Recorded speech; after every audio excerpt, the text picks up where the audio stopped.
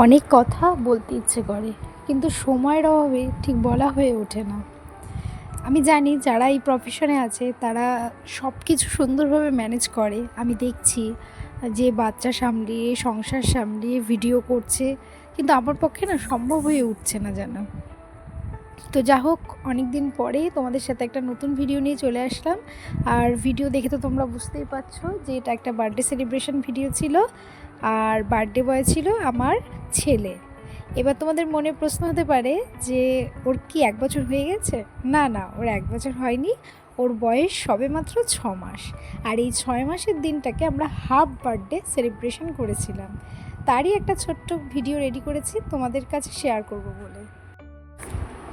6 মাস আগের কথা আমি যেন এখনও ভুলতে পারি না। প্রত্যেকটা কথা আমার কাছে একদম স্পষ্ট। মানে হসপিটালের কাটানো দিনগুলো, বাড়িতে আসার পরের দিনগুলো, কীভাবে এক একটা রাত জেগেছে ওকে নিয়ে। কিন্তু দেখো, এই 6 মাসের মধ্যে একটা বিরাট পরিবর্তন এসে গেছে আমার জীবনেও। মেয়েদের জীবনের কত পরিবর্তন হয় সময়ের সাথে সাথে। প্রথমে ছিলাম মেয়ে, তারপরে হলাম বউ, আর এখন আমি একজন মা, মানে নারী সম্পূর্ণ পূর্ণতা। তো যাকে ছাড়ো, এখানে কোনো জ্ঞানের কথা বলবো না। যেটা বলার উদ্দেশ্য সেটা হলো যে হাফ বার্থডে সেলিব্রেশন করার মূল উদ্যোক্তা ছিল আমার ছেলের কাকাই। আর নিমন্ত্রিত কেউ ছিল না, আমরা পরিবারের সকলেই ছোট্ট একটা সেলিব্রেশন করেছি। আর এইখানে ছিল আদ্ভিকের ঠাম্মি, দাদু, ওর কাকাই, ওর দাদা, ওর বাবা মা, তো আমরা দুজন, আর ওর মামা এসেছিলো, দিদুন এসেছিল, এই কয়েকজন মিলে। আর ওই আমার বাড়িতে কাকা কাকি ছিল। এদেরকে দেখতে দেখতে আমার ছোট্ট আদ্ভিক অনেক বড় হয়ে যাবে, ফিরে পাবো না আর এই দিনগুলো জানি। তবে এই দিনগুলোর যে কি আনন্দ, যারা সত্য বাবা মা হয়েছে তারাই বলতে পারবে।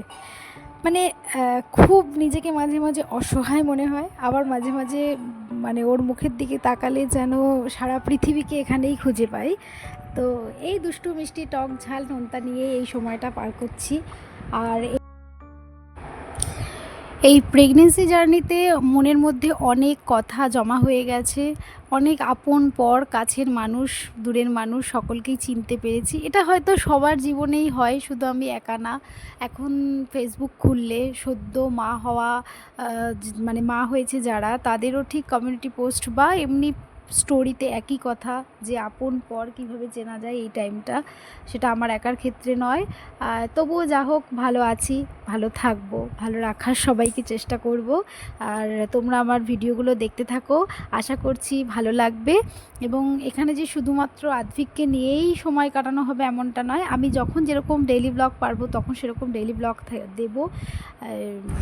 তোমাদের ভিডিও শুরুতেই আমি বলেছি যে আমার পক্ষে ভিডিও করা সম্ভব হচ্ছে না। তোমরা অনেকেই হয়তো কমেন্ট করবে, তাহলে কেন ভিডিও করছি, আমাকে কি কেউ মানে বলেছে ভিডিও করতে? দেখো, ভিডিও করছি আমার ভালো লাগা থেকে। আমি জানি এই দিনগুলো আর ফিরে পাবো না।